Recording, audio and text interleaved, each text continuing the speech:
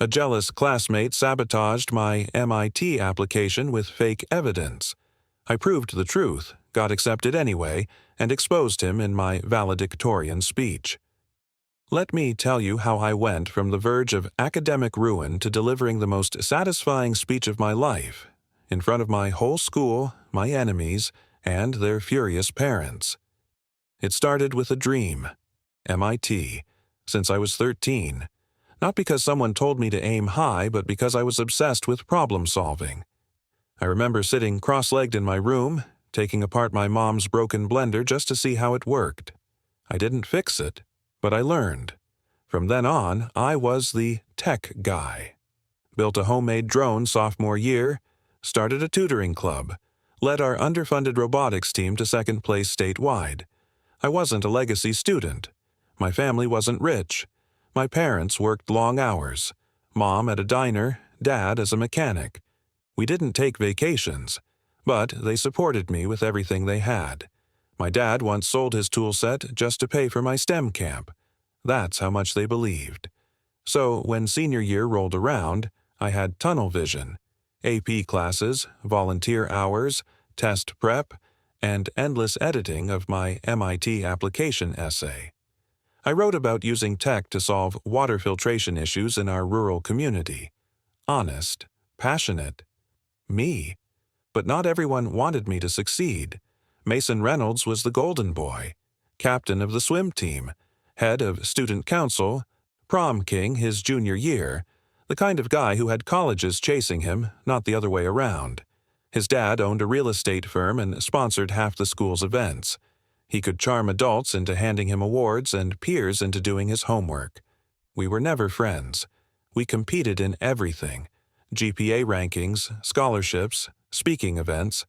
But I never took it personally until I found out how far he was willing to go. It began quietly. I'd hear whispers in the hallways. Did you hear he cheated on the SAT? Or, he faked those robotics achievements. My friends brushed it off as jealousy. Then, my early application to MIT was flagged. I still remember that moment. I was in computer lab, refreshing my email every few minutes. My heart stopped when the subject line popped up. Your application status. MIT Early Action. But instead of congratulations, the email began with, "We have received multiple concerns regarding the integrity of your submitted materials. Your application will be deferred pending internal review." My throat tightened. I ran to Mr. Foster, the school counselor. He looked stunned. This never happens.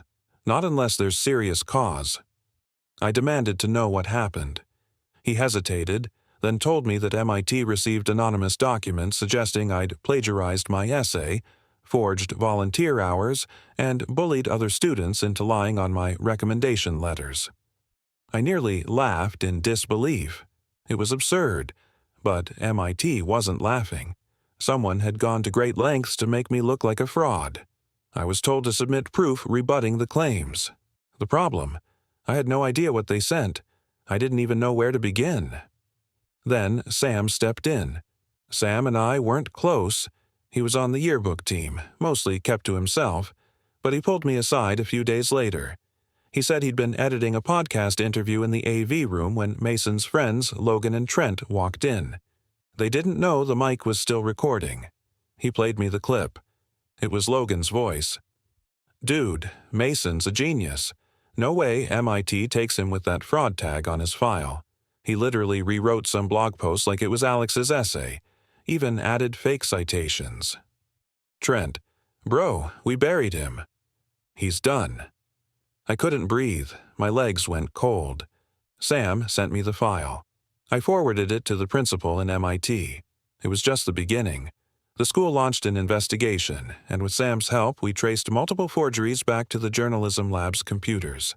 IP logs, timestamps, Mason's fingerprints were everywhere.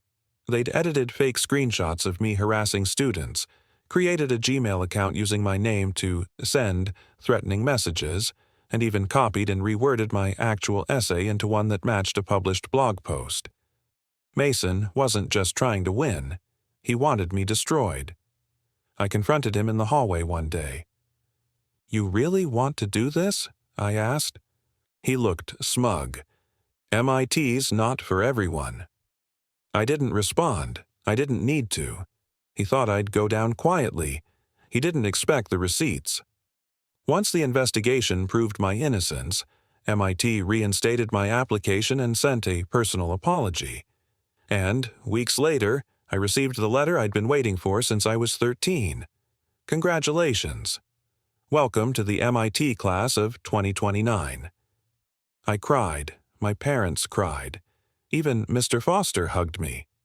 Mason? His world slowly unraveled. The school stripped him of every leadership position. Multiple scholarship committees withdrew their offers. Though his dad tried to cover it up with legal threats, the school board had already seen the damage. Logan and Trent were suspended. Mason was allowed to graduate, but he was no longer celebrated. The Golden Boy's halo had cracked. But I wasn't done. We still had graduation. And I was valedictorian. Funny thing is, I wasn't even supposed to be. Mason was leading until his sabotage scandal cost him several grades and a 0 in AP Calculus. He fell to third. I rose to first. And I had a speech to give. The night before graduation, I sat at my desk rewriting the draft. The original was the usual feel-good fluff, dreams, memories, the future. But I knew I had something more important to say. Not just for me, but for every quiet kid who's ever been crushed under someone else's ego. It was hot on during graduation day. The gym was packed. Teachers fanned themselves with programs. Parents leaned forward with cameras ready. When they called my name, I walked up slow. I wasn't nervous. I was ready. I started soft. Thank you all for being here. To the teachers who never gave up on us, the parents who worked nights and weekends so we could chase dreams. We see you. Polite applause. Then I shifted.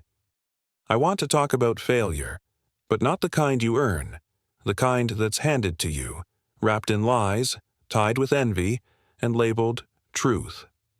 You could hear the silence.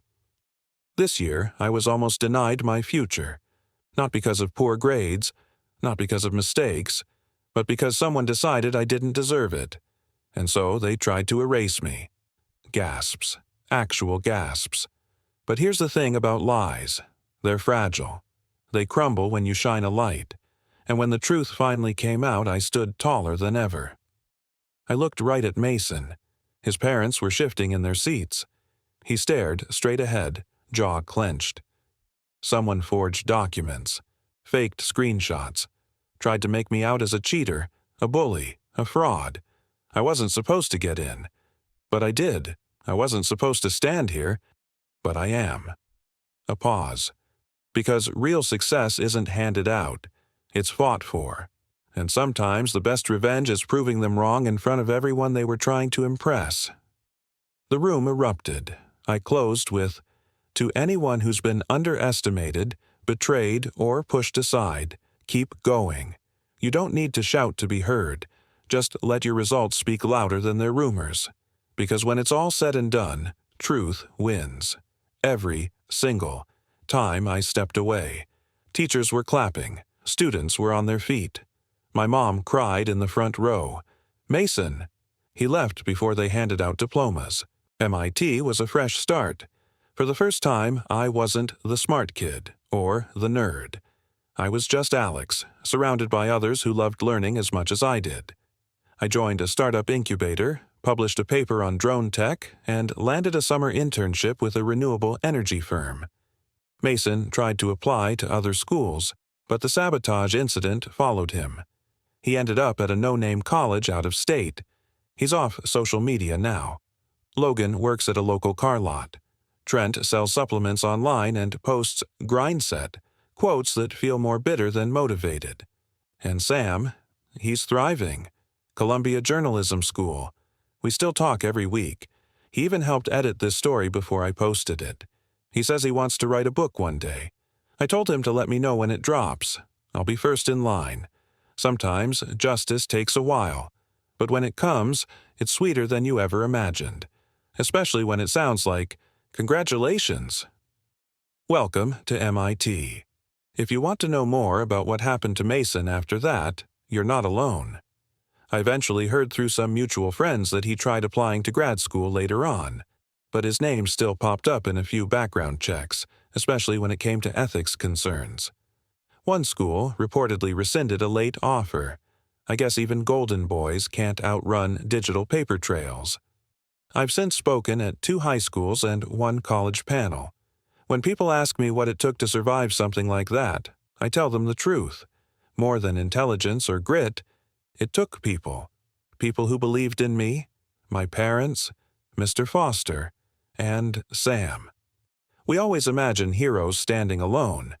But in the real world, the ones who make it, they don't stand alone. They stand with quiet support at their back. And for every Mason out there, I know there's an Alex. And maybe your name isn't Alex. Maybe you're reading this right now thinking it sounds way too familiar. Just know, your time is coming. And when it does, don't just succeed. Make it unforgettable.